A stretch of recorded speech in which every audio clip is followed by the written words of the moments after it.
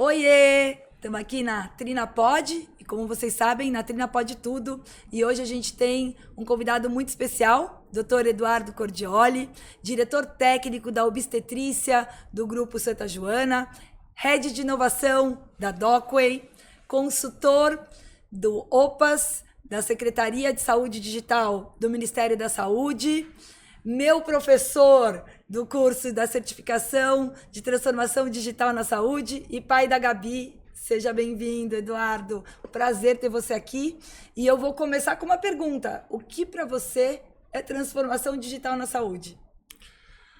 Bom, transformação digital, se eu fosse responder num parágrafo, numa definição, né, técnica, transformação digital é você usar ferramentas, né, de tecnologia da informação para aumentar a aderência do paciente à jornada da saúde, né? Então você melhora a experiência dele usando ferramentas digitais, desde o começo de quando ele descobre que está doente, um agendamento que pode ser digital, o acesso à informação, tá? A terapia, tá? E até o processo, às vezes, de conta que ele precisa receber, às vezes de dividir um exame que ele precisa dividir com um profissional de saúde. Então, a forma técnica seria usando ferramentas de tecnologia da informação e comunicação, tá? Transformar essa jornada que era totalmente analógica e física, em algum momento você diminuir a fricção do paciente, né, dos vários pontos de contato que ele tem que ter com o sistema, usando ferramentas de apoio a essa jornada. Semelhante ao que o banco usou, né? Antigamente, para ir no banco, a gente precisava pegar fila. Uma das minhas funções quando eu era adolescente em casa, fazia parte do meu job description como adolescente em casa, eu tinha que pegar a fila no banco para pagar as contas da semana em casa. Tá? E pagava a fila lá do banco, não vou falar o banco, né? Porque é banco XPTO, banco não sei o quê, e ficava na fila, aquela fila imensa. E quando eu fui chefe da residência, uma das perguntas que eu fazia na hora de entrevistar médico para trabalhar comigo, eu falava, além de estudar, você já pagou conta no banco XPTO? Se a pessoa falava assim, eu nunca paguei conta. Isso aí não sabe a vida como ela é. Né? Fica 1h30 plantado para fazer, lembra disso? Hoje, quem vai no banco pegar fila? Ninguém. É uma transformação digital, você faz tudo no app do celular. Né? Era no computador, agora é tudo no app do celular. E agora, às vezes, o WhatsApp. Né? O mais interessante, se você nem entra mais no aplicativo do banco, o gerente te aciona pelo WhatsApp, você vai dando as coordenadas do que você quer fazer e ele executa. É isso aí. E como é que foi para você, Cordioli, fazer essa transição e, melhor dizendo, associação da sua carreira de ginecologista obstetra para também gestão? Essa é uma pergunta que às vezes você tem que perguntar por que você fez medicina, né? Quando você tem uma pessoa que está se envolvendo em outra coisa além da medicina, por que você fez medicina? Muitas pessoas já me fizeram essa pergunta porque eu tinha um consultório que tinha um bom movimento, né? Eu tive uma excelente formação. Era reconhecido na sociedade de especialidade, ainda me chamam para dar aula ali, e de repente eu quis me envolver com gestão, inovação. Na verdade, é uma pergunta uma resposta até pessoal. O motivo de eu fazer medicina foi que eu gostava de resolver problema. Sempre gostei de resolver problema. E na época, qual que era a faculdade mais difícil de entrar? Na minha época era medicina. Eu falei, vou prestar medicina que é mais difícil, né? Para passar. Passei. Eu comecei a fazer, amei, né? Eu comecei a gostar, gostava do envolvimento das pessoas. Eu acho que a dinâmica da faculdade de medicina é muito gostosa, né? As amizades que você faz muito fortes, você vive ali o dia inteiro. E eu fui cada vez mais me apaixonando. Então eu passava pela anatomia, eu queria ser professor de anatomia. Aí eu passava para bioquímica, eu fazia PIBIC de bioquímica. Eu pensei até em fazer neurocirurgia, né? Porque eu adorava, né? Eu me envolvia em tudo, eu gostava de estudar tudo. Então eu me envolvia em tudo. Mas o problema de ser médico, né? Quando você é médico e você resolve o problema de uma pessoa. Quando você vai para a gestão e você faz a coisa bem feita, você consegue resolver o problema de várias pessoas. Então você tem a sensação que, puxa, eu fiz a diferença na vida não apenas daquelas pessoas, mas eu pude ajudar a fazer a diferença na vida de muitas pessoas. E aí vem a transformação digital, que exponencializa tudo isso, né? Então, se você faz medicina da forma correta, você faz gestão, tentando atender... Quando você faz gestão, o que você quer fazer gestão? Melhorar o acesso dos pacientes, basicamente. Você quer evitar desperdício, você quer dar mais segurança assistencial, você quer melhorar o processo, né? Ou seja, você quer dar... quando você faz gestão de saúde, você quer tornar o processo de saúde mais harmônico para que você tenha melhores desfechos, coletivamente. É isso que é gestão de saúde, né?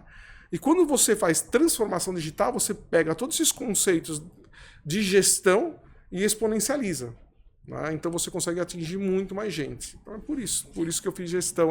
Esse foi minha paixão. Ô Cordioli, eu vou até aproveitar esse gancho e fazer um comentário. Eu acho que os hospitais hoje, né, eles vão ter que rever o modelo de assistência.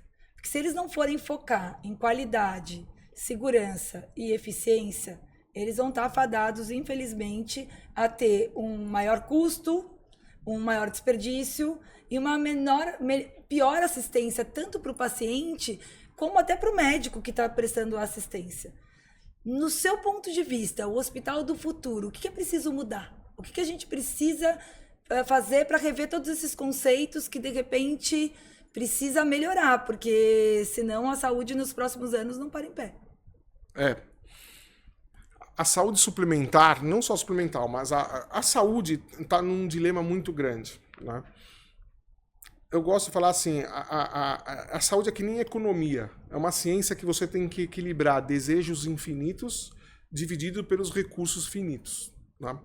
Então, e tem uma outra coisa muito interessante também. Se você pega o quanto se gasta de saúde por cabeça e o resultado que você tem, e você vê os países, você pega, por exemplo, países da Europa que gastam muito com saúde, comparativamente com os Estados Unidos, por exemplo, nos primeiros 50 anos de vida, mais, porque faz a medicina preventiva, dá mais acesso ao paciente, tenta bater, né? Bati. Posso? Mais ou menos. Bom, vamos lá. Começa do zero outra vez? Nos Estados Unidos... Nos Estados Unidos, tá? E você gasta mais, até os 50, 55 anos de saúde nesses países da Europa, que tem uma medicina mais socializada e tem mais acesso. Fazendo o quê? Medicina preventiva. Tentando fazer diagnóstico mais cedo ou fazendo intervenção na vida do paciente num nível de saúde primária ou secundária, um nível de intervenção maior. Para quê? Para quando essa população chegar com 55, 60 anos, ter um envelhecimento mais saudável. O problema nos Estados Unidos é que você deixa de gastar dinheiro nessa época, você gasta mais quando ele tem uns 55, 60 anos, ele já chega cheio de doença crônica. Que aí você é um paciente sobrevivente. Você está sobrevivendo àquela doença, aquela hipertensão maltratada, aquela diabetes maltratada, aquela obesidade não abordada. Então você começa a sobreviver, né? Então você gasta mais dinheiro com isso. E sem dúvida nenhuma, hoje a gente tem um dilema que tem muita tecnologia disponível. Tem pressão da indústria farmacêutica, né? Tem pressão da indústria de equipamento. Existe uma série de... E até a própria forma como a saúde é regulada, né? A saúde suplementar ainda, a principal forma de remuneração do profissional de saúde é o fee for service, né? Quanto mais ele fizer de procedimento, né, mais ele ganha. Então, isso pode desvirtuar um pouco o caminho, tá? O ideal seria, claro, todos nós sermos remunerados por performance, mas tem uma coisa complicada também. Quando você vai remunerar por performance, por exemplo, eu estava discutindo isso outro dia com uma operadora de saúde, querendo discutir penalty, né, ou deflação do pacote de cirurgia, ou até mesmo não remunerar uma complicação. Mas eu falei, ok, mas você já parou para pensar que eu aceito os seus casos mais complicados? Porque quando você quer remunerar por performance, o que você pode provocar num prestador? Selecionar o caso. Ele vai selecionar os casos de menor complexidade. por exemplo, você virar para mim e falar, Eduardo, eu ainda faço consultório, né? Porque eu gosto de atender paciente, eu gosto de estar perto e eu sou sinestésico, eu não consigo imaginar como é que eu tenho que organizar um serviço se eu não toco. Eu preciso tocar, né? Eu não consigo ler manual. Um dos hobbies que eu faço, eu gosto de desenvolver jogo e tabuleiro, né? Mas eu não consigo ler regra. Eu não consigo ler. Eu aprendo conforme eu vou jogando, né? E a mesma coisa, eu só consigo administrar se eu estou jogando, pegando as peças, entendendo. Eu preciso tocar, eu preciso sentir o paciente, sentir o problema, olhar um prontuário eletrônico, eu preciso ter a dor que o médico tem ao atender, né, para ver as dificuldades que ele tem, aquele monte de campo para preencher, né? Agora imagine só, né, quando a gente fala pagamento por performance. Imaginem vocês serem desafiados, uma operadora de saúde chega e fala assim, vou pagar vocês por performance. Eu sei que vocês têm uma excelente performance. Só que ela vai lá cada vez mais aperta. Será que se apertar demais a performance por, sei lá, taxa de parto vaginal, eu quero saber, na sua taxa de sangramento, né, é mais do que 500 ml. Aí você vai fazer o quê? Você vai selecionar, você não vai querer fazer mais gêmeos, né? Porque gêmeos sangra mais. Sim. Os casos de alto risco vão ficar com poucos profissionais à disposição para assistência. E eles não deixam de existir. E hoje até me preocupa muito. Outro dia a gente estava até aqui no podcast conversando sobre violência obstétrica, né, com uma promotora, e daí eu falei, bom, é complicado, porque hoje até inclusive com essa questão do pessoal, né, da judicialização, de querer tornar isso tudo uma lei, eu fico muito preocupada, porque eu mesmo falei que se virar lei eu vou me aposentar. Porque a partir do momento que eu vou correr um risco jurídico. Por quê? Porque também tem o querer do paciente, né? Eu quero um parto normal, assim, assado, meu sonho é ser assim. No caso de uma placenta percreta, né? Numa placenta creta, numa placenta prévia, são condições que é óbvio que a gente não quer que ela tenha um sangramento, mas a gente sabe que isso é inerente ao procedimento, né? E se você vai correr o risco ainda de ser judicializado por isso, porque hoje vai ter uma lei, é complicado. Que tipo de profissional vai se submeter a isso? Não estou dizendo nem só em custo de você ser pago por isso, estou dizendo muito maior que isso, como ser punido, né? Então acho difícil. Que é importante dizê-lo e deixar claro que a medicina de baixo risco, ela não é uma medicina de zero risco. Exato. Né? E o baixo risco vira alto risco. Você pode ter algumas complicações em qualquer caso, mesmo que seja um caso de baixo risco. E isso nem sempre é previsível. Exato. Pode ser uma surpresa, tanto para o médico quanto para o paciente. Uma paciente, por exemplo, uma doença hipertensiva específica da gravidez. A gente sabe que ela é mais comum em primigestas, em primeiro filho. Concordam? Uhum. Né? Somos todos obstetras aqui. Né? E muitas vezes ela é um baixo risco. Aquela paciente que começa o pré-natal com uma pressão de 10,6. Né? Eu sempre falo que quando começa aquela paciente que começa o pré-natal com 10,6 e a pressão começa a ficar 12,8, eu fico atenta. Você não fica, Moni? Super. Você não fica, Cordioli? Teoricamente, se eu for pegar para a máquina, para dizer, ele vai dizer, não, 12,8 tá ok. 12,8 não é uma pressão normal? Se a gente for pegar parâmetros. Mas para aquela paciente que iniciou o pré-natal com 10,6, 12,8 não é normal. Aí é que entra a beleza da saúde digital.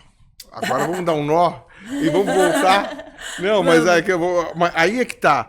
Você pode parametrizar dados biométricos do paciente. Desde o início. Desde o início. Perfeito. E aí, o que acontece? A definição de hipertensão não é o clássico acima, maior ou igual a 14/9. Excelente. É aumento de 25% no nível de PA. Perfeito. E aí você individualiza a assistência médica. Isso, ao mesmo tempo que você massifica.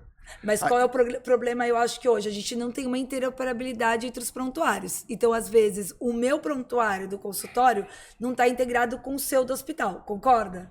Então, às vezes, você não vai ter a informação que eu tenho. Olha, essa conversa vai para vários caminhos. Você sabe como é que ficar bacana, tá ficando quente, gente, esse debate. Você sabe como é que eu resolvo a interoperabilidade? Eu tenho uma visão, e aí isso faz parte um pouco das várias funções profissionais que eu tenho e como consultor. E uma vez numa reunião eu falei, e o pessoal está levando muito isso a sério. Sabe como é que você resolve a interoperabilidade? Verticalizando. Operabilidade. Né? Você tira o inter. Vira tudo operabilidade. Como é que você transforma tudo numa operabilidade? Todo mundo usa o mesmo sistema. O prontuário único. O prontuário único. Concordo. Né? Que é o que a gente já tem em alguns países. Sim. Tem o Que RIPA. funciona na não tem? clínica, funciona no hospital, funciona nas farmácias. Isso, inclusive, evita troca de medicamento.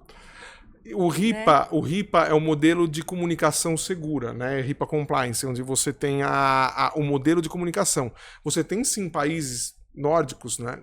É que, vamos lá, é que a gente às vezes quer se comparar com países na Europa, né? Quer ser igual à Suécia. Mas, a Suécia é do tamanho do Espírito Santo.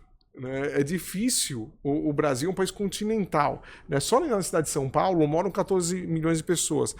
Eu sou diretor técnico de um grupo de maternidades, né, o Grupo Santa Joana.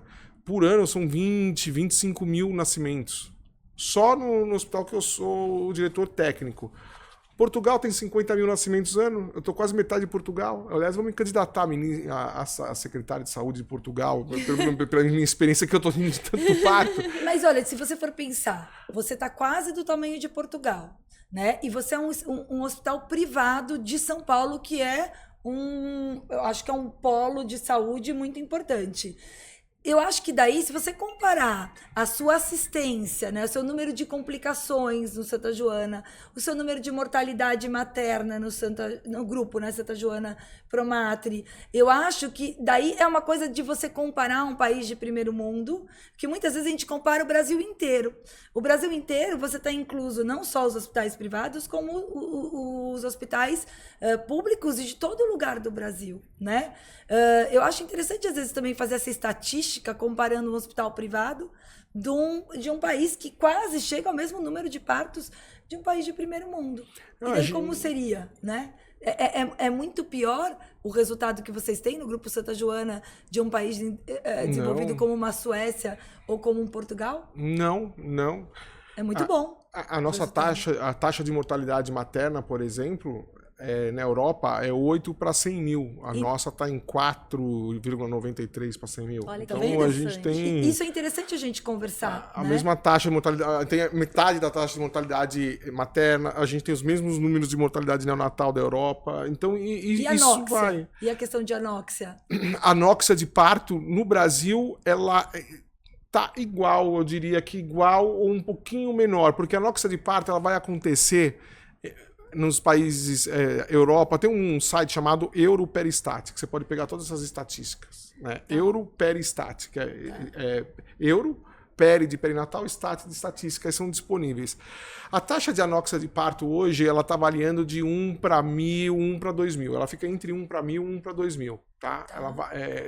Ela depende do segmento populacional.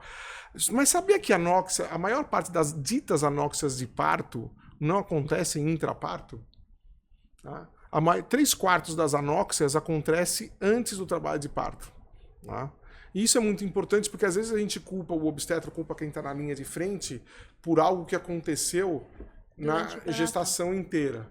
Tá? Hoje, e eu falo, o parto nada mais é do que um epílogo de uma história de 9 meses de duração. Não tem nada mais importante em obstetrícia do que o pré-natal. Perfeito. Nada mais importante do que o pré-natal. Só esclarecendo para quem não sabe que a anóxia de parto é a falta de oxigenação do bebê durante o parto, é o que a maioria fala, mas que acontece durante todo um pré-natal. Só para esclarecer para quem não está nos assistindo. E a taxa hoje no grupo Promatri Santa Joana equivale a uma taxa de um país desenvolvido ou equivale à taxa que acontece mesmo no Brasil? A taxa de anóxia de parto no Brasil, ela não está muito diferente do que acontece lá fora. Por quê? Porque a taxa de anóxia de parto, ela tem relação sim com o trabalho de parto. E aqui a gente tem mais cesáreas eletivas do que partos vaginais. Porém, ela não é ausente. Como eu falei para vocês, o problema da anóxia de parto,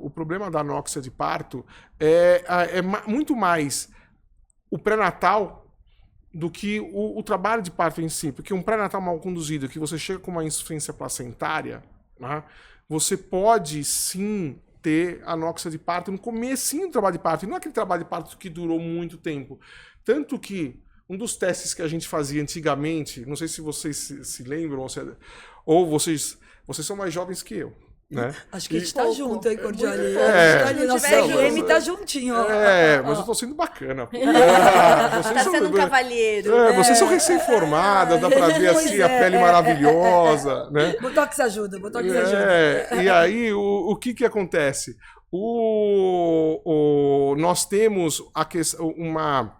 A Anoxa do começo do trabalho de parto. Antes a gente fazia, até eu lembro que teve uma mamografia que fazia scalp, lembra? Era um horror Pegava isso. o sangue do couro cabeludo do bebê. Eu não sei se vocês se lembram, mas a gente... A conversa tá indo para vários lugares, né? Mas assim que é bom. Daqui a pouco eu já retomo mas ela pra transformação digital. não sei se vocês se lembram, mas antes do Doppler, como é que a gente fazia teste de vitalidade fetal em paciente que estava internado, por exemplo, numa enfermaria de alto risco obstétrico por hipertensão, questão de crescimento? Que a gente estava começando a usar o Doppler, a gente fazia o teste de esforço na cardiotocografia. A gente estimulava a contração, né? E o paciente poderia estimular a contração fazendo massagem no mamilo, né? Para ver, porque a massagem no mamilo faz o reflexo de Ferguson, libera ocitocina endógena, e você via na cardiotocografia, naquela que estava já meio comprimida, a desaceleração. E aí você indicava cesárea por falta de oxigênio. Tá? E a gente mostrava, ao início do trabalho de parto você já tem desaceleração. Sim. Agora, imagine só, você não ter esse diagnóstico no pré-natal e você chega um paciente que chega em trabalho de parto. E você, cardiotografia, você não tem em todos os lugares. Sim. Né? Mas comece o trabalho de parto. 2, 3 horas de trabalho de parto para um paciente desses, você afunda. Mas não foi o trabalho de parto, foi a condição anterior. Já não tinha reserva. Não tinha reserva. Né? E a maior parte das anóxias ditas do trabalho de parto são, na verdade, causadas por problema no pré-natal, sem diagnóstico, que foram mesmo pacientes que fazem a cesárea assim que entram em trabalho de parto, que já tem uma doença prévia, eles têm esse desfecho negativo. Então, o segredo do sucesso da obstetrícia é o pré-natal. Sim. A cardiotocografia é um exame que geralmente é feito no último trimestre, a partir de umas 34 semanas, que ela faz o registro da frequência cardíaca fetal e também da contração uterina e mostra pra gente a vitalidade fetal, como que esse bebê está de reserva para ver se ele aguenta bem o trabalho de parto, todo esse processo. Só para esclarecer para o pessoal do que a gente está falando. Mas vamos voltar um pouquinho para a transformação digital. A gente sabe que a medicina é uma área bastante tradicional, com muitas regras, muitos protocolos. Como é que você sente hoje a facilidade ou a dificuldade de implantar inovação na nossa área, essa inovação digital, Cordioli? Você acha que isso vai ser um processo fácil, tranquilo, que os médicos estão de bom coração aceitando? Ou você acha que existe uma certa resistência a essa questão da entrada da tecnologia na medicina? Olha, inovação... Eu tenho uma foto que eu gosto muito, que eu tirei numa das minhas viagens, que mostrava uma foto num litoral, numa praia, todas as gaivotas olhando para um lugar, vai todo mundo junto, né? E você tinha uma gaivotinha olhando para lá, para o lado. Eu tirei a foto, eu me identifiquei com aquela gaivota. Às vezes a gente gosta, quem trabalha com inovação, gosta de pensar diferente, né? Por que a gente gosta de pensar diferente? Porque a gente sempre pergunta, será que isso não poderia ser melhor? Né? Será que não tem que ser sempre assim?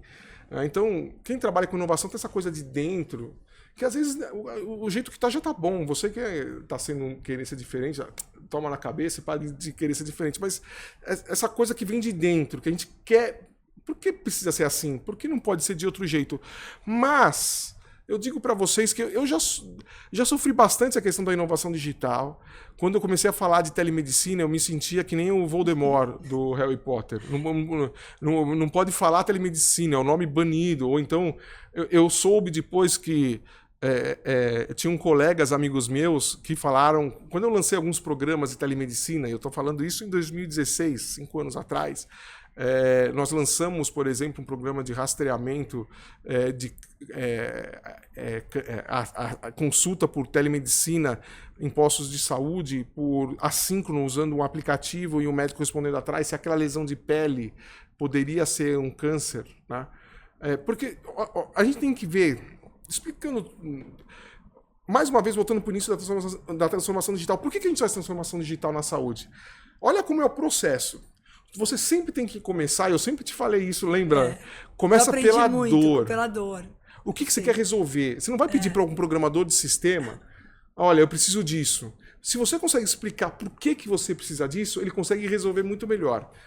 Transformação digital é isso, é querer resolver a dor, né? Sim. Usando ferramentas digitais. E foi por isso que, inclusive, eu fui fazer o curso com você. Porque, na verdade, eu me senti assim. Eu queria inovar, mas eu tinha muita dificuldade, Cordioli, de falar com os programadores.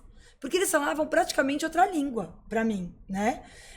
E, de repente, foi muito importante fazer o curso de a certificação digital em transformação digital na saúde para poder entender, que nem a gente fala, né, em medicina, né, cardiotocografia, anox, esses termos que para nós médicos são ok, o pessoal de tecnologia tem outros jargões que para mim era super complexo. E fazer o curso com você foi muito importante para poder conversar com eles. Porque a partir do momento que eu quero inovar, eu estou com uma startup de saúde que daqui a pouco vai ser lançada, eu precisava falar com eles o que eu queria.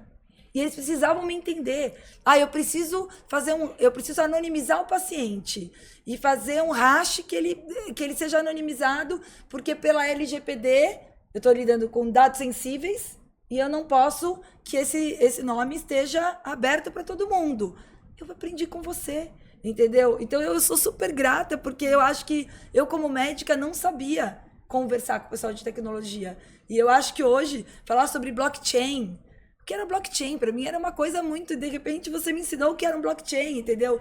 Você me ensinou o que era uma metodologia agile, fazer um daily todo dia. Então hoje eu faço com meus programadores diariamente, das 7h30 da manhã às 8h, a gente faz daily para poder parar as arestas para colocar isso no ar.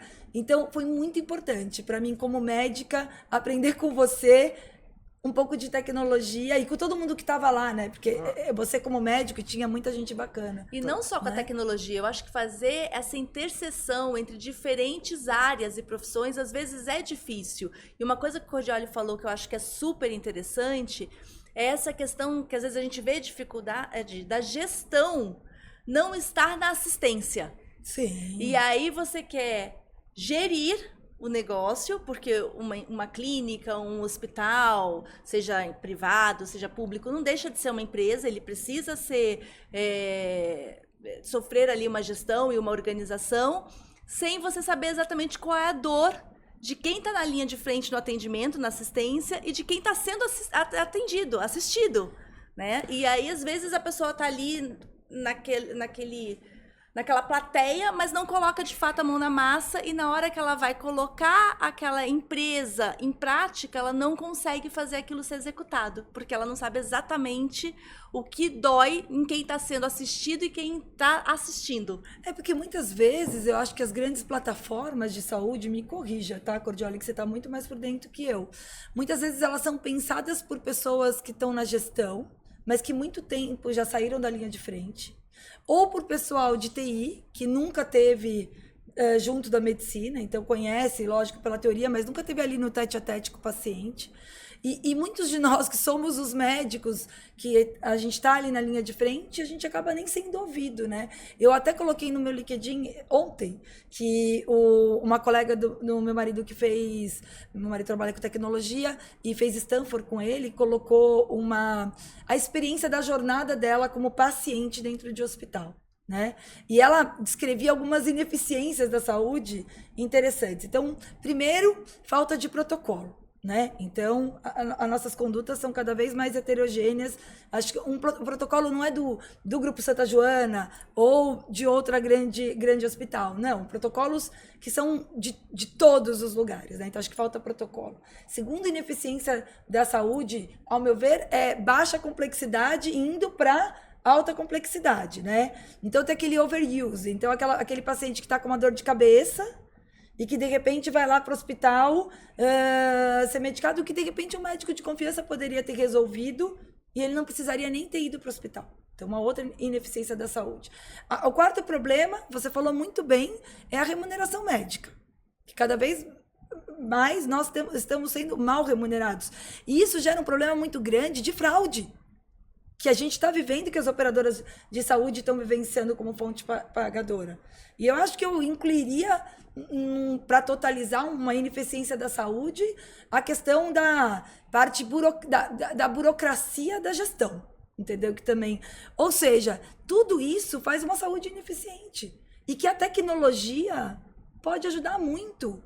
Aqui nós somos obstetras. Sim. E obstetra é que nem pescador. A gente adora conversar de tudo que a gente faz, né? Então a gente vai conversar de transformação de saúde, já falou de anóxia de parto. E uma coisa vai emendando na outra porque tem tudo sentido, né? A gente estava falando agora, olha só, justamente da resistência à inovação. Então eu estava contando da inovação e estava contando que eu fiz um ambulatório de dermatologia, digital, tudo mais. Por quê? Qual que era a dor? Por que eu fiz aquilo lá? Você já parou para pensar que no processo de atendimento de uma pessoa com uma lesão de pele no SUS, né, ela chega lá no ambulatório de saúde da família, ela chega para o médico e fala assim, olha, eu tô com essa verruga. Aí é o seguinte, acne, micose e câncer dividem a mesma fila. A dor era, como é que eu tiro quem está com câncer da fila para não esperar 18 meses para fazer uma biópsia? Protocolo, ok, mas mais do que isso, como é que é a jornada? Aí lembra, você tem que desenhar a jornada, desenha a jornada, porque transformação digital é redesenhar a jornada. Aí tá lá, a gente desenhava mesmo, pegava uma parede de vidro e desenhava. Paciente descobre, acordou um dia, descobre que está com uma verruga. Ele marca a consulta no posto de saúde, ele vai no posto de saúde, o médico do posto de saúde olha e encaminha para o dermatologista. Aí o paciente entra no sistema CROSS, né, e espera uma ligação de algum dia, 8 meses, para chegar, 8 meses, para ir num ambulatório de triagem. Chega no ambulatório de triagem, você tem câncer, vai fazer biópsia. Não, isso aqui é uma acne, toma esse remédio aqui, ou isso aqui é uma micose, já curou sozinho, sei lá, né, depois de 12 meses. Né? Então, o que a gente fez? A gente só quis tirar quem está do câncer da fila. Eu não queria fazer mais diagnóstico. Eu queria até aumentar o trabalho dos dermatologistas, né? Porque quando você faz mais diagnóstico, você gera mais tratamento. Né? Mas aí você pensa na alta complexidade, tem que ir para alta complexidade. A baixa não tem que ir para alta. A baixa tem que ficar no grande segredo, tem que ficar exato. Alta, na verdade, ela precisa ser priorizada. Tem que ser priorizada. Precisa de um atendimento ágil, né? E ela tem que ir direto para alta complexidade. Ela não pode ficar na baixa e demorando esse tempo todo. É um câncer. Sim. E foi engraçado porque toda a ideia da telemedicina começou bem antes, porque telemedicina é uma grande operação de logística. Né? Você está querendo colocar o paciente certo no lugar certo. Né? Entre outras coisas, você quer chegar mais rápido no paciente e colocar ele dentro de um caminho certo, bem rápido.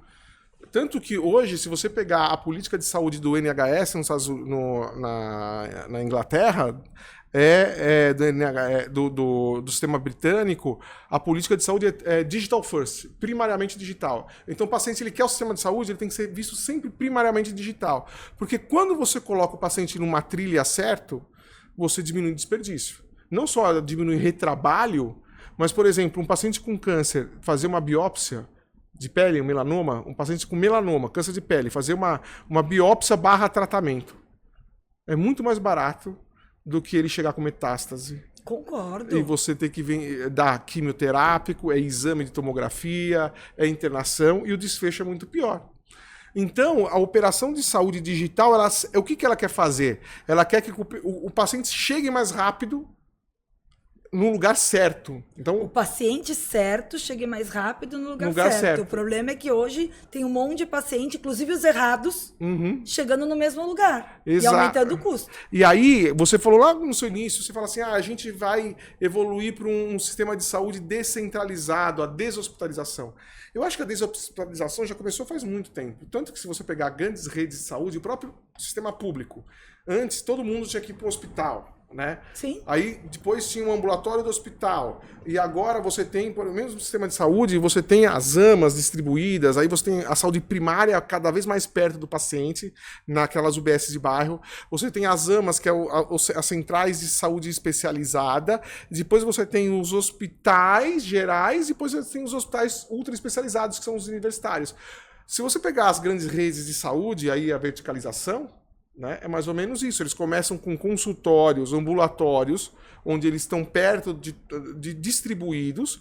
Aí você tem esses consultórios que, de alguma forma, você tem centro de diagnósticos, tá? Centro de diagnósticos. E esses centros de diagnósticos podem se comunicar com outra rede antes de chegar no hospital matriz, tá? Então, hoje, você já tem a descentralização acontecendo. Só que eu vejo a evolução do cuidado de saúde, ele vai ser distribuído. O que é distribuído? Você sabe onde vai ser a unidade básica de saúde que você vai frequentar? Ou o consultório que você vai frequentar? Dentro de um hospital. Dentro da sua casa. Ou da casa do paciente. Da Eu vou casa. até a casa dele. Você vai na casa dele, mas através o da futuro tecnologia. Da tecnologia. Sim. Essa é a beleza Sim. da transformação Seria digital. o sistema de médico Sim. da família, Uhum. mas vamos dizer assim, uma descentralização centralizada, porque estaria tudo interligado. Mais ainda, hoje vocês têm a Trina. A Trina é um endereço físico. Sim. Mas muito mais do que o endereço físico, o que é a Trina? Agora eu tô fazendo coach empresarial. O que é a Trina? Uma assistência Uma primária. assistência É um modelo de saúde. assistência. É um modelo Sim. de assistência É primária. um modelo. Tá. Mas o modelo nasceu da onde? Do cérebro de vocês. Sim. Sim. Né? Nasceu de vocês, do cérebro Sim. de vocês. Então, olha lá, e a gente não estava falando de anoxa de parto faz pouco tempo? Sim. De qualidade de pré-natal? Sim. Se vocês colocam um modelo de assistência dentro de uma aplicação digital, onde o paciente ele pode interagir com a aplicação de vocês, e no sistema tem o cérebro, codificado o cérebro de vocês, e essa interação na casa do paciente, né? Você, de alguma forma, você está chegando no paciente num cuidado distribuído. O paciente está acessando você. E essa é a beleza do cuidado digital. É nós podermos estarmos onde o paciente quer que a gente esteja, como ele quer que a gente chegue, quando ele precisar, e o mais legal, de forma constante. A beleza da saúde digital. Eu fico muito feliz, porque a minha startup é exatamente isso que você está falando. Então, eu acho que, de repente, o pessoal vai gostar de conhecer assim que ela for lançar. É exatamente isso. Viu É só? um médico de confiança estar no lugar que você precisa, Uhum. na hora que você precisa, para indicar para onde você precisa ir. Porque só assim a gente vai ter melhor qualidade, segurança e menor custo. E não digo quando a gente fala em menor custo, entenda que valor é muito maior. Quanto custa seu tempo de deslocamento, de estar no lugar, quanto tempo você fica num lugar errado, de repente numa alta complexidade, que você não deveria estar. Né? O custo... E em casa, ou o paciente e o médico, e cuidando de coisas que de repente podem serem cuidadas lá. E o custo de saúde não é só o custo do dinheiro, né? Você Não. tem um custo também ambiental. Imagine o que você economiza de Sustentabilidade. gasolina, carbono. Perfeito. Você sabe que eu já tive uma E o ideia tempo, né? O lá valor do atrás tempo. de financiar a operação de telesaúde, ou então, por exemplo, conseguir financiar a operação de telesaúde, mostrando que eu tive menos deslocamento e eu consegui entregar naquela linha de cuidado com menos descolamento e deslocamento do paciente, e isso gerar créditos de carbono. E tem empresas que precisam comprar créditos de carbono. Então, aquela empresa que precisa comprar créditos de carbono, compra e você consegue financiar essa linha de cuidado. Eu não tive tempo ainda para desenhar isso, mas a ideia foi legal, mas preciso de tempo para Mas operacionalizar. além disso, você Eu falou- preciso de uma Mônica. Você falou, ela executa, ela executa. Eu sou boa, eu sou Ela boa é pra esses executora. desenhos, eu A sou super ideia boa pra é esses minha, desenhos. a executora é ela. O Cordioli, a gente falou em sustentabilidade, a gente falou em valor, a gente falou em tempo, né? É muito mais que isso, porque em custo, né? Porque às vezes quando você vai para o lugar errado, que a gente estava falando, né? Primeiro, você deixa das pessoas certas irem para o lugar certo, e isso pode custar a saúde dela. A gente falou em um câncer, por exemplo. E a gente coloca as pessoas erradas num lugar que custa muito caro. Porque às vezes ela vai para esse lugar errado e vai fazer uma série de exames que de repente lá era uma micose, de repente ela foi submetida a uma tomografia, a uma série de exames que também custa. E que são né? desnecessários E são naquele caso. desnecessários. E daí até hoje você falou em desfecho, né? Você estava falando muito na medicina baseada no desfecho, qualidade, segurança, dividido por custo. Você acha que a gente fala muito da experiência também, né? De UX, acho que você podia falar um pouquinho. Isso também não conta nessa equação? A experiência do cliente, a experiência Sim. do médico. A experiência, eu digo a experiência tanto de UX, mas a experiência também, digo a experiência de anos de cuidado, experiência do olhar daquele médico para uma pressão. Explica pra gente um pouquinho, Lu, o que é o UX? Eu acho que ele pode explicar melhor porque ele foi meu professor. Então, aí, explica um pouco, porque quem tá aqui com a gente nem sempre tem conhecimento do que significa UX. Você sabe que eu tenho uma camisa? Quando eu comecei a estudar isso, e eu comecei a frequentar lá atrás, eu tô falando de 2008, 2009, quando eu fui fazer gestão da inovação, 15 anos atrás, e eu comecei a frequentar. Quando começou a lançar iPhone, eu comecei a fazer eventos de UX na saúde, e aí eu comprei, e é engraçado, né, porque você vai para um evento médico, né? Médico entre aspas, né? O UX na saúde não é evento médico. Mas eu sempre, tradicional, eu ia para os eventos, quando eu vou num evento, eu vou de blazer, bonitinho, né? Eu não consigo ainda ir de jeans e com camiseta. Né?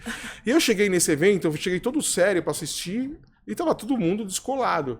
E tava vendendo, e todo mundo comprando uma camiseta do evento que era assim, UI e UX, né? Que você tem o user interface e a user experience, né? Is everything. Everything is UI and UX.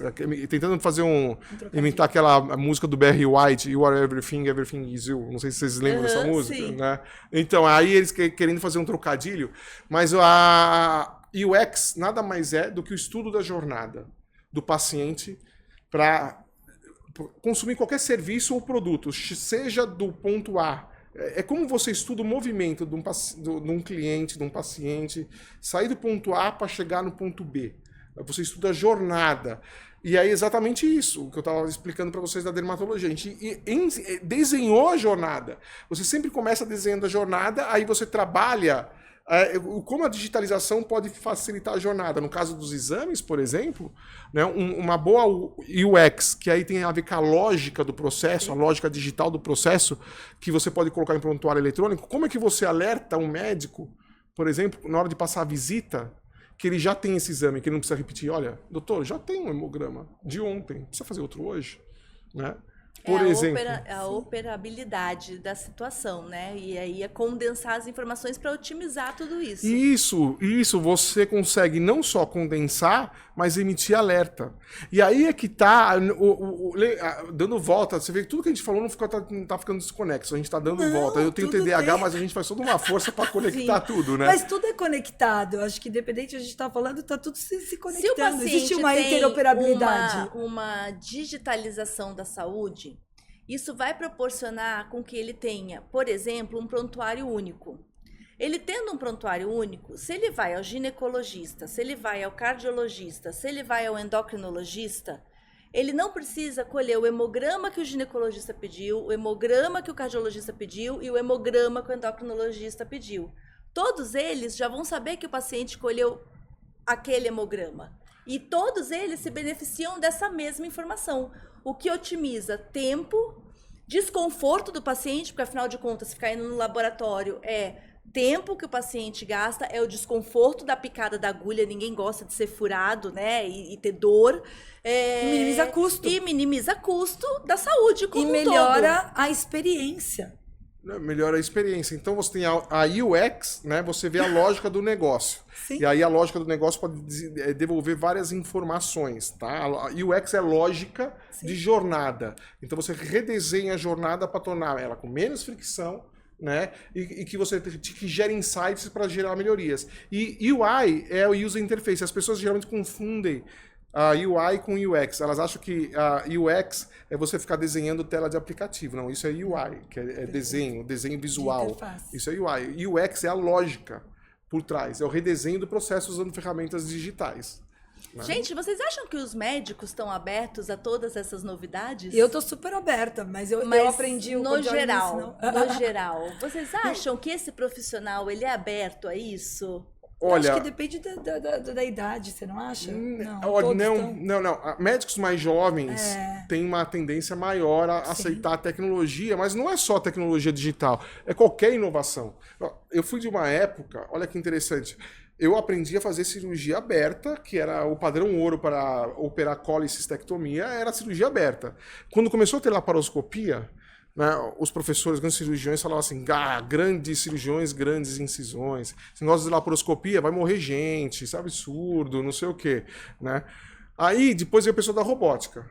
Aí o pessoal da laparoscopia, que foi desbravador, falava, esse pessoal da robótica não tem tato, não sei, tudo louco, vai gastar dinheiro, pra que gastar tudo isso aí? Aí tu não faz robótica. Aí agora é o single port. Aí o pessoal da robótica, esse pessoal do single port, né, é tudo louco, sempre, isso é a guerra das gerações, né, a luta das gerações. Essa mudança, ela é um pouco sempre menos questionada por quem é mais jovem, porém, eu tenho vários médicos com um pouquinho de mais experiência, não falo idade, é mais elegante falar experiência, que eles aceitam muito e eles consomem tecnologia. E a grande questão, eu acho, é que a resistência à inovação digital está menor. Voltando naquela história do Voldemort, que aí eu descobri que fizeram grupos em WhatsApp com o voodoo meu, falando, esse tal de Cordioli vai acabar com a medicina no Brasil, ele está querendo fazer da telemedicina. Tinham grupos, e os colegas estão falando de você em tal grupo. E teve caso de colega que até... quando eu estava fazendo no outro hospital que eu trabalhava, quando eu estava gerente da telemedicina, teve um colega muito importante do corpo clínico que ligou na presidência e falou, não, tem que mandar esse Cordioli embora, ele tem que parar de fazer isso, ele vai acabar com a medicina, está queimando o filme do hospital, para com a telemedicina. E aí eu tive muito apoio da alta direção, e isso foi fundamental para fazer inovação. Sabe, suporte. Não, vai lá, conversa com ele, reduz um pouquinho, depois você avança, é aquele jeito. Aí, olha que interessante, quando veio a pandemia, essa pessoa virou o segundo maior usuário da plataforma de telemedicina que a gente tinha desenvolvido. Surgiu um bichinho chamado coronavírus, Covid-19, que mostrou o quanto a gente precisava dessa inovação e que salvou a comunicação na medicina em muitos casos, né? E até evitou que pessoas se expusessem, né, em atendimentos de pronto-socorro sem necessidade, até a própria infecção. Né? A tecnologia, essa parte burocrática, que é chata, né, de fazer. A tecnologia faz muito bem. Né? E ela nos devolve o tempo para ser mais humano. Exato. Né? Para ser mais médico. Exato. Você pode ser high-tech e high-touch ao mesmo tempo. Super. E a tecnologia nada mais faz do que exponencializar aquilo que você tem de bom e aquilo que você tem de ruim. Se você é um bom médico, um excelente médico presencial, você vai ser maravilhoso online. E se você não leva muito jeito para a profissão presencial, você também não vai levar nenhum jeito para a profissão online. Mas tem uma vantagem do mundo online, né? O mau médico presencial, você demora para diagnosticar. Você tem que ter um monte de desfecho negativo para alguém aparecer ou denunciar. O mundo online, você pega... É rápido. Você pega bem rápido. Essa é a vantagem do mundo online, né? E outra coisa, tudo aquilo que você fala, e não está no HD, o vento leva. Né? Tudo que você faz no HD fica na nuvem para sempre. Então, em termos de segurança... é maior. Não, e é o que eu... E é muito interessante isso. Nós estamos numa grande discussão, por exemplo, se todo ato cirúrgico deve ser filmado. Né? Eu acredito que sim. Eu também. Acredito que sim. Por quê? Não só ajuda o médico a se defender de qualquer questionamento. Isso, né? Acho que principalmente o médico que faz o que é certo. Não tem Mas mais nenhum. ainda, você pode. Agora, olha a beleza. Aí é que está a grande beleza da saúde digital. Que poucas pessoas pescaram. Né? E eu sempre falo isso. É muito legal isso. Quando você digitaliza o processo, você digitaliza da forma correta, o que você está usando? Tecnologia da informação. Está tudo nos dados. E se você faz um banco de dados ou você está digitalizando uma sala cirúrgica que você filma, você começa a gerar dados. Para melhorar o processo. Para melhorar o processo. Você programa, Perfeito. Você tem uma base de dados. E essa beleza. Imagine só, você cirurgião operando, a máquina começa a entender antes de ter a complicação ou antes de, por exemplo, você está operando, ela enxerga que em tal situação ela vai predizer o risco. Perfeito. E aí... voltando, dando a volta mais uma vez, na cabeça de vocês atendem muito bem, vocês sabem tudo de pré-natal, e a gente falou lá no início de anóxia. Imagine só um paciente podendo usar o app e ele predizer, antes de ter, que ele pode ter anóxia. Ou ajudar um colega mais jovem. E hoje é um dos grandes desafios que uma das coisas que eu estou muito envolvido é justamente isso. Como a gente ajuda, através de ferramentas de apoio à decisão, usando o prontuário digital, a quem está na linha de frente a tomar a melhor decisão. Eu vou dar até um exemplo que aconteceu há pouco. Eu estava com uma paciente super de alto risco e que mora na Suécia. E ela começou pré-natal comigo aqui e depois ela viria ter o nenê aqui no parto. E eu muito preocupada em cuidar dela, era um pré-natal de alto risco. E na Suécia fazem poucos ultrassons, né? Até ela poder retornar no Brasil. E eu comprei um device, que é um Butterfly, não sei se você já viu, que é muito bacana, que é um ultrassom que você conecta no celular. Comprei pra mim, tá? Mas as tantas eu olhei para aquele Butterfly, eu olhei para ela indo para a Suécia e eu falando de alguma maneira eu queria que ela fizesse mais ultrassons, né? Porque ela ia estar à distância e emprestei meu Butterfly para ela. E falei, leva, e quando você vier ter o nenê, você vai trazer ele de volta para mim. E a gente ficava fazendo o ultrassom à distância.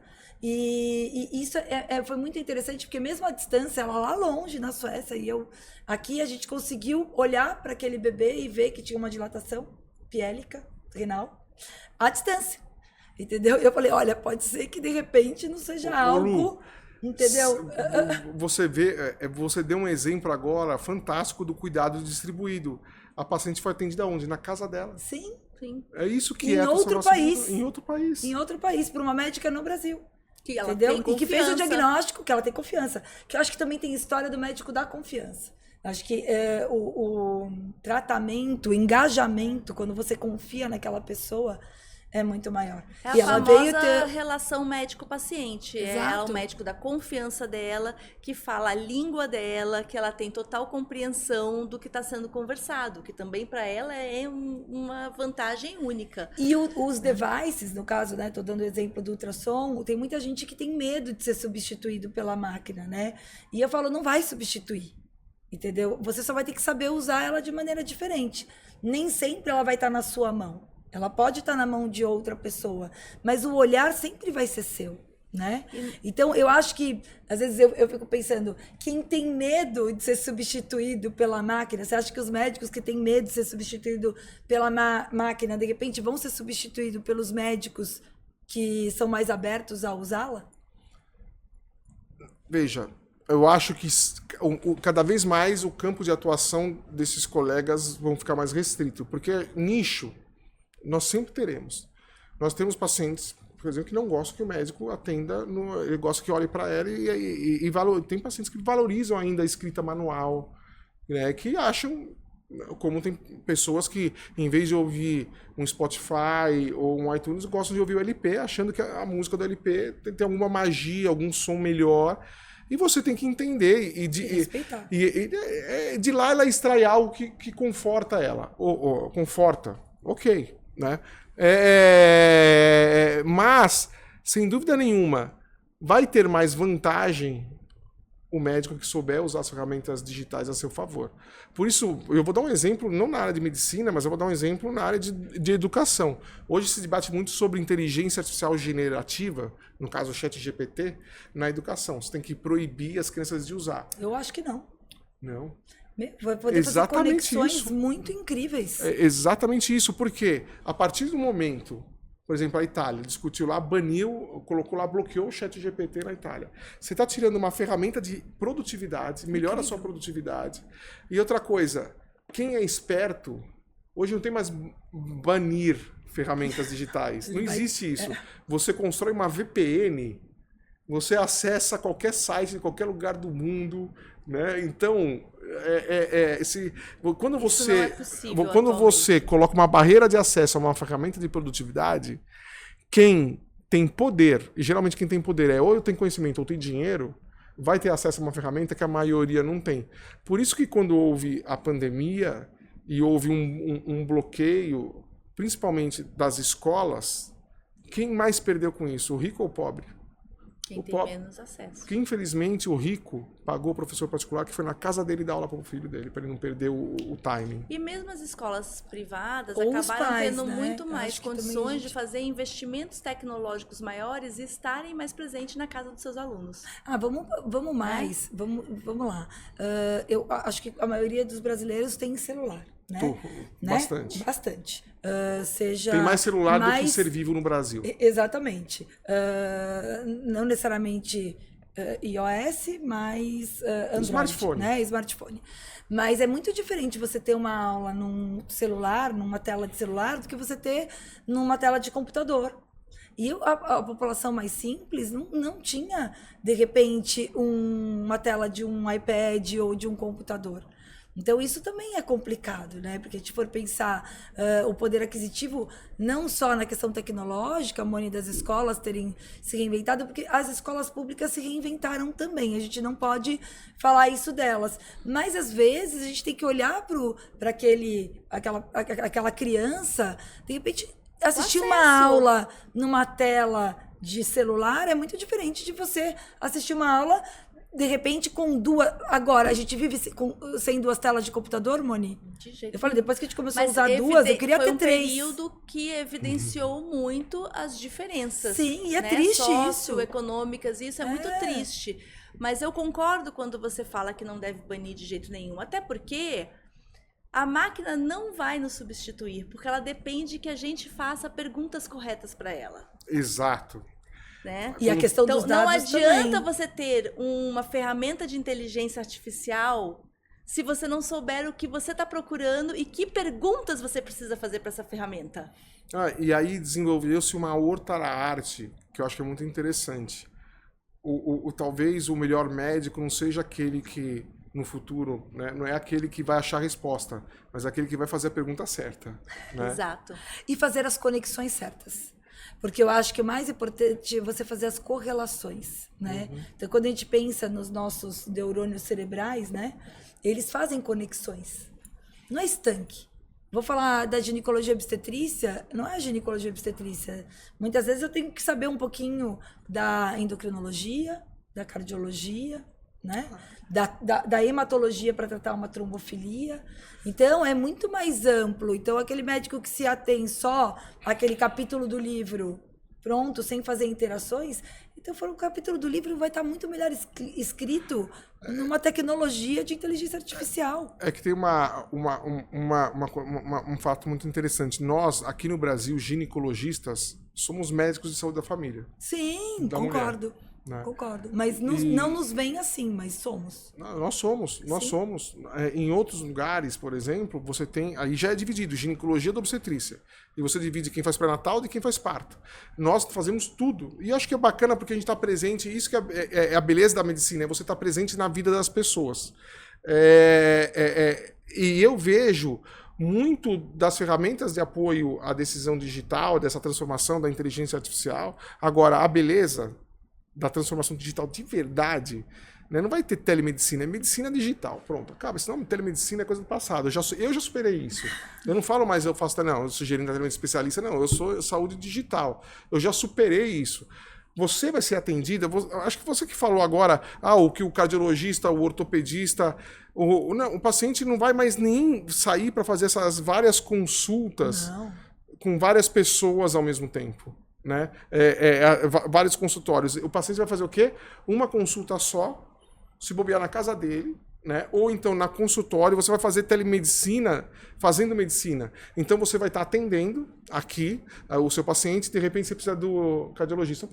Nas suas 3 telas, né, 2 você usa, uma vai aparecer o cardiologista e vai olhar para o paciente. Olha, ele estava te vendo agora, em tempo real ele já está atuando, dando opinião, etc. Você já vai ter informação do paciente como um todo.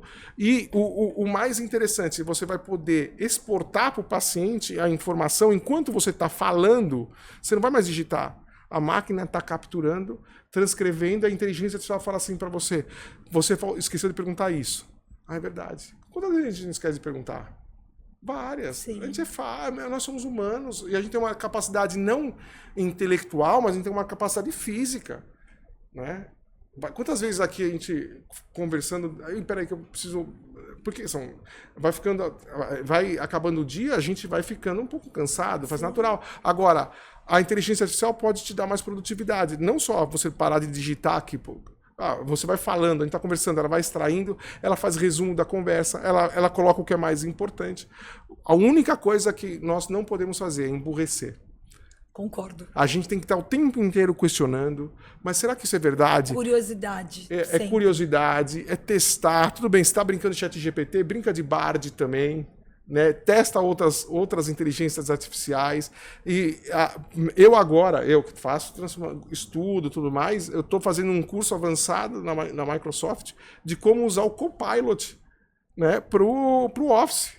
Então, como eu configuro minha caixa de e-mails, para começar a gerar textos automáticos para resposta, eu só revejo e mando, mas a partir de modelos que eu construí. Então, ela tem que se adaptar. E fazer essas construções requer um conhecimento... São as perguntas corretas. As perguntas você tem que corretas saber e um o que conhecimento... Você tá procurando. Não, de reformatar a sua cabeça. Exato, é a Porque construção não você que necessariamente faz. a sua necessidade da tecnologia é a mesma que a minha. Né? Então você tem que saber como você vai personalizar aquele recurso tecnológico a seu favor. Mas essa adaptabilidade do ser humano é que nos faz ser seres vivos diferentes dos outros. Nós conseguimos mudar o ambiente e conseguimos mudar tudo, né? Para superar guerras, superar desafios, tristezas, dores, doenças, né?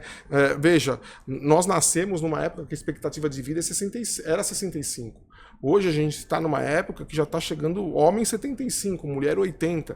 E se você nascer na Califórnia, mais de 100 anos, né? Dependendo da região da Califórnia, mais de 100 anos. Então a gente tem que se preparar e a medicina tem que mudar. E a única forma da gente garantir a sustentabilidade do sistema, né, vai ser usando ferramentas de apoio ao digital. E prevenção. E prevenção. Eu até ouvi que já está tendo uma inversão da pirâmide etária, que em breve vão ter mais avós do que netos. Então, a gente tem que pensar, assim, no etarismo, em como cuidar dessa população que está envelhecendo, né? E fazer prevenção, senão a saúde não para em pé, porque o custo vai ficar muito alto, né? E para fazer a prevenção, acho que o digital ajuda muito, vai ajudar muito. Você está preparada para fazer implante neuronal para aumentar a sua capacidade cognitiva? Eu vi, você sabe que eu fui para Boston, o meu filho foi fazer um intercâmbio, e eu falei que eu ia me encantar com Harvard, e na verdade eu me encantei com o MIT. E eu via justamente isso, que eles estavam fazendo esse implante, e eu achei sensacional, incrível, fiquei encantada, e falei, olha o que é possível a tecnologia hoje, né, junto com a medicina, fazer. Já imaginou daqui a pouco eu falar, e aí, eu sou 1 giga, e você? Sou 1 tera. Eu tenho 512 mega. E você não tem um pouco de medo disso? Não, veja, medo... Eu tenho medo porque toda aquisição de tecnologia, ela pode gerar diferença social. Sim. Né? Existe até eu gosto muito de ler ficção científica, né? E filosofia, etc. A linha editorial que eu mais gosto de seguir é ficção científica e filosofia, que eu mais gosto de estudar e ler.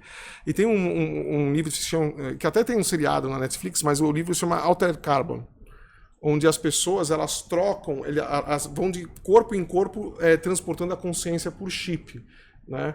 E quanto mais melhor status social, melhor corpo você tem. Entendeu? Melhor corpo, mais ágil, você consegue mais coisas, você consegue sempre, você vai aumentando a distância social de quem não tem a aquisição.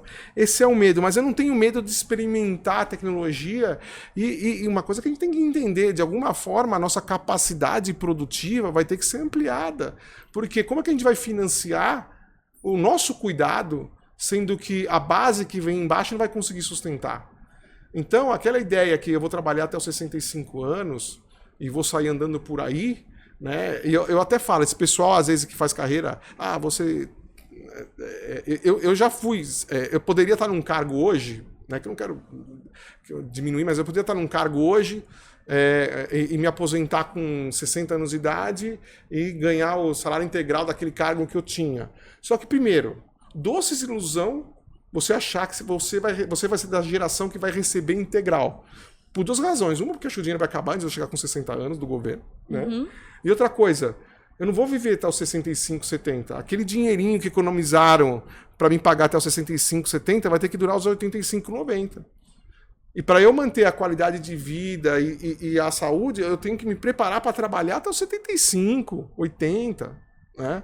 Eu só vou conseguir... A gente trabalha com o quê? Nós, basicamente com o cérebro. Sim. Né? E cirurgião, às vezes, ainda precisa da forma física para ficar em pé. Sim. Exato. Vai dar plantão com 50 anos de idade. Vai fazer uma cirurgia toda semana à noite. Você não aguenta. Concordo. O físico derruba. Então, se você não estiver preparado para ter uma longevidade ativa, você não se sustenta. Que é o que hoje muito se fala do envelhecimento saudável. Sim, sim. Eu entendo quando você fala da discrepância, né? Porque talvez alguns tenham a condição, mas eu também vejo a tecnologia também democratizando a saúde.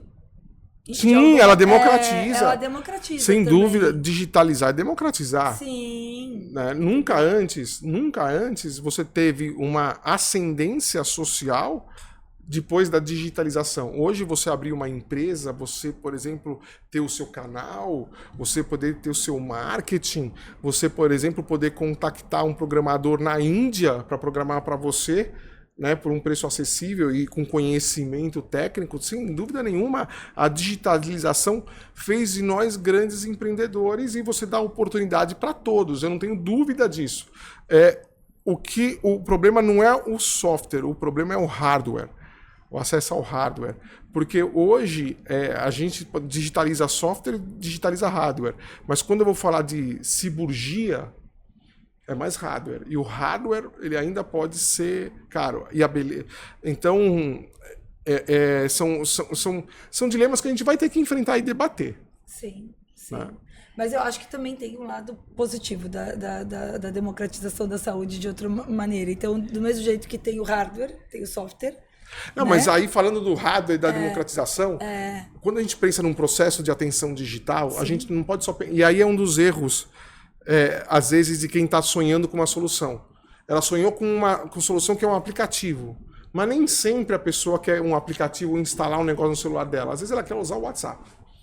Aliás, por incrível que pareça, adoro. Todos os programas de saúde digital que foram estudados, os de maior aderência, foram os que usaram o WhatsApp. Né? Por mais que a gente sabe que o WhatsApp não é uma ferramenta de saúde digital ideal, é o que o paciente mais usa e mais quer usar. Mais do que aplicação. E a gente vai ter que estudar como é que a gente muda isso. Mas, às vezes, transformação digital é você ser omnichannel. Você atender por qualquer canal. Então, se você faz uma aplicação que, às vezes, aquela população vai ter dificuldade de acesso, seja por literacia digital, ou seja por conexão, você tem que desenhar um ponto de conexão, os totens de atendimento. Eu sonhei lá atrás, quando a gente começou a pensar em saúde digital, eu não tinha um banco 24 horas, eu queria fazer unidades de atendimento 24 horas, um posto de gasolina. Né, que você chega lá, quero ser atendido, uma dor de barriga, que eu quero uma receita para não sei o quê. Você entra lá no posto de gasolina, entra num totem, puf, e você é atendido. E você pode ouvir o coração à distância, você pode fazer otoscopia, você pode fazer eletrocardiograma, você pode fazer glicemia, pode fazer um monte de coisa lá, e você sai de lá com... imprime, você sai de lá com uma conduta. Né? Mas isso já existe, já tem. Eu lembro que você mostrou até na aula, parecia uns totens, né? Mas eram umas cabines, eu acho que foi no Japão, que você fazia o autoatendimento e já saía com a medicação? Sim, na China. Na China? Na China, eles andaram para trás, não em referente ao totem, mas em referente a sair a medicação. Porque, é claro, uma hora você abriu a gaveta errada e aí alguém pegou o remédio errado, né? Mas não tinha, você mostrou isso. Tinha acho que é o WeDoctor, alguma... Eu não lembro a marca direito agora, mas tinha assim, eles testaram esse modelo. E saúde digital é isso, é um campo de teste também. A gente mas testa. Às vezes é 2 passinhos para frente, 1 para trás, e assim vamos 2 para trás, 1 para frente, exato, 2 assim para frente, 1 para funciona. trás, vai para o lado, vai para o outro.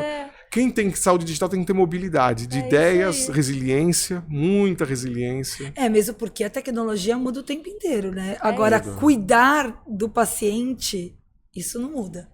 Entendeu? Não. Isso aí. Então, eu acho que por isso que eu acho que essa questão do cuidado que você falou, eu tô na gestão, eu tô na inovação, mas ainda faço questão de manter lá o meu consultório para poder continuar pegando os insights e acho que até para você se tornar um gestor melhor e né, e alguém que trabalha com inovação melhor. Mas eu acho que é exatamente isso. Quando a gente vê modelos de transformação digital, às vezes feitos por pessoas que não estão na linha de frente, eles não conseguem entender todo o processo, ou não conseguem, vem com umas ideias, ou mesmo gestão do hospital. Às vezes a pessoa está lá, tem uma ideia brilhante, muito inteligente, mas ele não... Pouco prática. É Não pouco é prática, não é aplicável. E outra coisa, todos nós, a gente que faz gestão, o pessoal fala um paciente no centro, realmente. Sim. Só que o profissional de saúde tem que estar no centro também. Eu também concordo. Se você faz um sistema que é intragável, duas coisas podem acontecer. Primeiro, ele querer burlar o sistema. E daí a gente tem a segurança correndo risco. Ou ele começar a atender mal porque ele perde muito tempo no sistema. E daí você perde a qualidade, que também é o risco. O sistema ele tem que ajudar e não atrapalhar. A gente estava até... A gente fez um parto, depois a gente foi, né, fui fazer o sistema. Eu demorei para fazer o parto quase 1 hora. E para mexer no sistema, quase isso também. Será que está certo? Não. Entendeu? Eu deveria estar mais tempo em contato com o meu paciente. E o sistema, ele tem que vir para me ajudar e não para me atrapalhar. E eu fico tão preocupada, porque qualquer clique errado eu posso estar prejudicando e diminuindo a segurança do meu paciente. Eu sou muito focada em segurança do meu paciente, que eu fico rechecando tudo para ver se todas as coisas estão no lugar certo. E não deveria ser assim. Deveria ser algo intuitivo, fácil, né? Hoje a gente tem no preenchimento do prontuário, nas boas práticas, se você deixa de imputar tal informação que é considerada essencial, o processo não vai para frente. Exato, ele trava. E aí ele trava. Sim. Só que cada travadinha é mais um pouquinho. Aí você soma, só naquele atendimento unitário virou um pocão. Soma isso num atendimento de pronto-socorro, que você tem que ter 20, 25 pacientes no dia, você perdeu 2 horas do seu trabalho só resetando o sistema. E a outra coisa que ninguém se preocupa é a qualidade do computador que colocam para nós. A gente não pode muitas vezes usar o nosso computador externo por uma questão de segurança, né? Não pode. E daí você usa o computador do hospital, que muitas vezes é aqueles computadores de 1900 e bolinha, super pesado, cheio de programa lá dentro e lento. Então, além disso, quando eu vou fechar uma janela para começar outra janela, demora 5 minutos, fica aquela ampulhetinha pensando, né? Então, olha que loucura. Isso tudo é tempo. E ninguém pensa na qualidade Isso tem a ver um pouquinho com transformação digital, e que vai ser resolvida cada vez mais com o que a gente chama de edge computing, né? E a computação em nuvem, e você cada vez mais você precisar de menos poder computacional na ponta e mais atrás. Sim, né? Concordo. Tem uma grande transformação a ser feita, está sendo feita. Eu acredito que a gente vai chegar lá, mas um drama é exatamente isso. E o problema, sabe qual que é, Lu? Para você acessar as ferramentas mais modernas, você precisa, às vezes, ter uma licença de software mais moderna. Então, não adianta você ter um Windows 7. Você precisa do Windows, do Office 365. Agora, uma coisa, na sua clínica... Eu tenho Office 365. Você tem Office 365, mas quantos computadores você tem? Nós temos... Hoje? O meu, o seu... Cada médico tem o seu. E nas secretárias nós temos... Na secretária, 3... mais 4, 5, 6. E 6. mais o de cada médico, que atende. Agora imagine Mas uma tudo instituição tá na com nuvem. 700 tudo leitos. Em Office 365, nada em... Imagine uma instituição com 700 leitos, onde você precisa de um computador para a enfermeira, um para o técnico de enfermagem e um para o médico. Sim. Aí o médico tem o médico da imagem, o médico do laboratório, o médico que passa a visita, o médico do PA. Imagine só quantas o problema nunca foi o computador. É só as licenças, né? As Porque licenças. cada um é um Office e é doído, eu sei. E nunca diminui, só aumenta. Né? Mas é isso aí, uma mas hora assim, outro a dia gente chega lá, levantando e todos mesmo esses questionamentos. O outro problema, que outro dia queriam que eu instalasse um software na minha máquina, né? De uma rede. E eu falei, não, eu não vou instalar. Porque é uma questão de segurança. E eu falo, uma segurança para os dois lados. A segurança deles de estar instalando algo dentro da minha máquina que pode ser insegura. Quem garante que eu seja... Eu sou preocupada com a segurança, mas poderia não ser preocupada com cibersegurança e expor a rede deles. E também eles podem estar me expondo a algo que eu também não sei o que é. Então, eu me senti segura de estar instalando uma VPN na minha máquina, por exemplo, entendeu? Eu falei, olha, vamos fazer de outra maneira. Ou eu acesso a sua máquina, ou a gente vai criar algo mais seguro, tanto para mim como para você. Sim. É algo que é importante de pensar também. Sim. Né? Mas, gente, que bacana esse tema. né? Eu tô achando isso aqui tudo super interessante e a gente tem um longo caminho a percorrer. E pensar juntos, né? Eu acho que é importante a gente levantar todos esses pontinhos até para melhorar, 2 passinhos para frente, às vezes um para trás, para os lados, né? Cordioli, queria muito agradecer a sua presença. Infelizmente, estamos acabando por aqui. Uma tristeza, gente. Acho que a gente ficaria mais 5 horas aqui falando de tecnologia, porque somos 3 empolgados nessa área, né, Lu? Apaixonados. É isso aí. Quero super agradecer, Cordioli, por você ter vindo até aqui e por você ter me ensinado muito. Eu falo que muito que eu sei de tecnologia foi lá na certificação que eu fiz com você, com toda a equipe que estava ao seu lado. Então, quero te agradecer e que você continue aí brilhando e levando inovação para onde você passar. Obrigada por ter aceito nosso convite, viu? Obrigado vocês e essa é uma conversa que é muito empolgante. Na verdade, você aprendeu comigo e eu aprendi com você e a gente aprende junto. E eu estou admirado de ver onde vocês chegaram, onde você chegou e essa energia que vocês têm é admirável, viu? Parabéns para vocês e pelo projeto de vocês. Obrigada. Gente, até a próxima, viu? Foi? Toma 1h30 conversando.